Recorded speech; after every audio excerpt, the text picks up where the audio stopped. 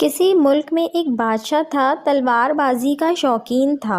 تیز دھار تلوار ہمیشہ ساتھ ہی رہتی تھی۔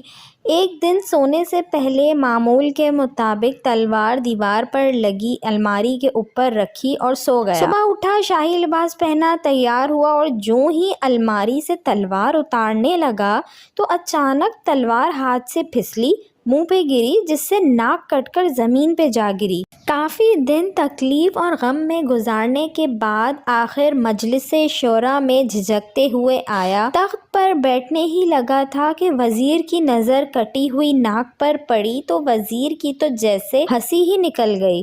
بادشاہ کو بہت ذلت محسوس ہوئی اور اتنا شدید غصہ آیا کہ حکم دے دیا کہ اس گستاخ وزیر کی بھی ناک اڑا دی جائے۔ ایسا ہی ہوا اور وزیر کی بھی ناک کاٹ دی گئی۔ دوسرے دن دربار میں عام محفل سجی۔ جیسے ہی بادشاہ اور وزیر آئے تو کٹی ناک دیکھ کر تمام عوام میں کہکے گونج اٹھے۔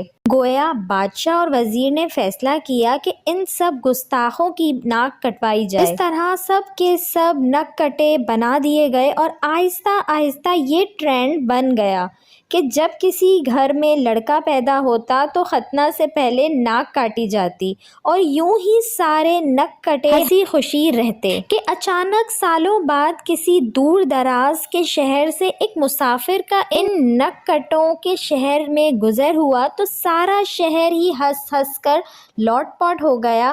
اوئے دیکھو دیکھو ناک والا، ہا ہا ہا ناک والا، او ہو بڑا آیا ناک والا۔ بس ایسا ہی کچھ مسلمانوں کی داڑھیوں کے ساتھ ہوا۔ اور پھر اوئے دیکھو مولوی آیا، ہا ہا ہا ہا داڑھی والا، او ہو آیا بڑا داڑھی والا۔ نوٹ: آج مسلمانوں کے لیے سوچنے اور غور و فکر کرنے کا مقام ہے۔ ویڈیو اچھی لگی ہو تو اس کو لائک کریں، شیئر کریں اور میرے چینل کو سبسکرائب کریں اور ساتھ ہی بیل آئیکن کو بھی پریس کر دیجئے تاکہ میری نئے آنے والی ویڈیو آپ کو مل سکے۔